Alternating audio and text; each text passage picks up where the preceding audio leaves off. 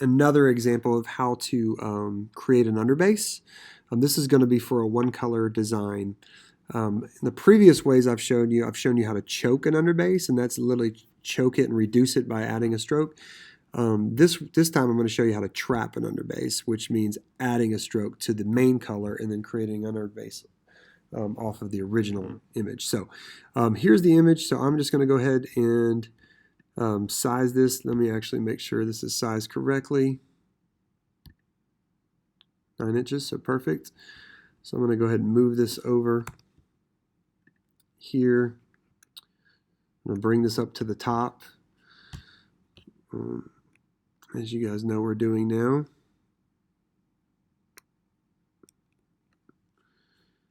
Get that up there. Probably shouldn't have to show you all this stuff since you know how to do this now.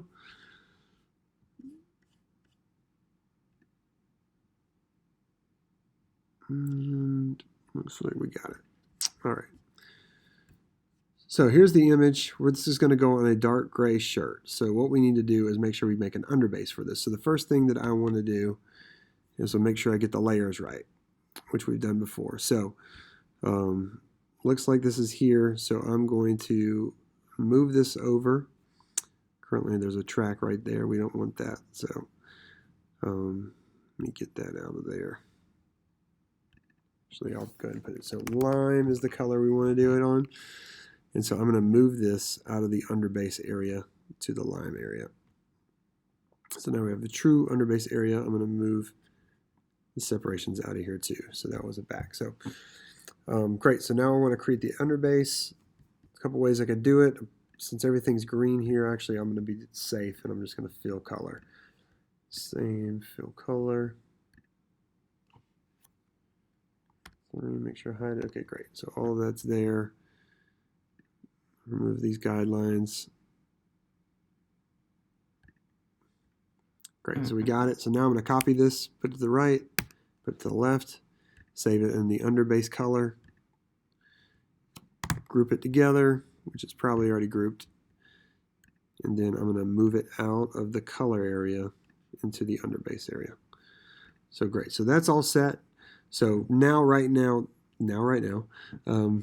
we have an underbase and we have the actual color itself, and inside that, both of them are the exact same. So what I showed you earlier is how you could take the underbase and choke it, adding that stroke of 0.5, and that would do the job. That works well, and you could easily do that, or we can do the other option, which is stroke the actual color. So and this is pretty simple. I'm just going to hide the underbase so I can see.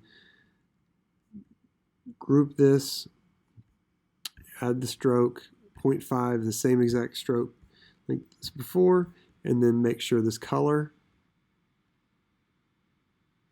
make sure the color is lime. And now we have a stroke. So this is great and doesn't look any different. The beauty, there's a couple things here. I think it's going to be fine though. The beauty of this is you can actually see what you want the image to look like. So I'll put the underbase on here, and then if I zoom in, you can actually see that space that it leaves. So now the underbase is smaller than the width all around, that creating that area to where now the underbase will not bleed into the design, if that makes sense.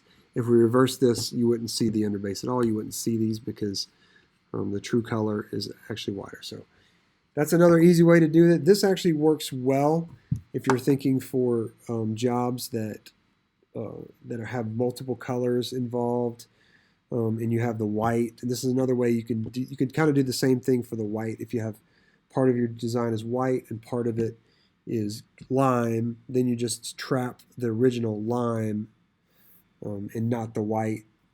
Or not trap, sorry, but yeah, you trap it, add that stroke to that, and then you would see parts of the eagle area would be white, and the other parts then wouldn't have a trap, and the other parts would. So thanks so much. Hope this makes sense.